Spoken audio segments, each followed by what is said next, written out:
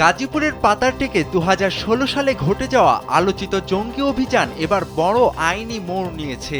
সেই ঘটনাকে সাজানো নাটক ও পরিকল্পিত হত্যাকাণ্ড আখ্যা দিয়ে সাবেক ডিবি প্রধান হারুন অর রশিদ সহ পুলিশের ১০ জন শীর্ষ কর্মকর্তার বিরুদ্ধে আন্তর্জাতিক অপরাধ ট্রাইব্যুনালে আনুষ্ঠানিক অভিযোগ দাখিল করা হয়েছে।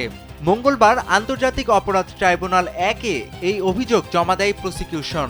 অভিযুক্তদের তালিকায় আরও রয়েছেন সাবেক আইজিপি AKM শহীদুল হক, জাবেদ পাটোয়ারি, সাবেক ডিএমপি কমিশনার আসাদুজ্জামান মিয়া এবং সিটিটি প্রধান মনিরুল ইসলাম। তদন্ত প্রতিবেদনে বলা হয়েছে ২০১৬ সালের ওই অভিযানে ৭ জনকে জঙ্গি সাজিয়ে পরিকল্পিতভাবে হত্যা করা হয়েছিল।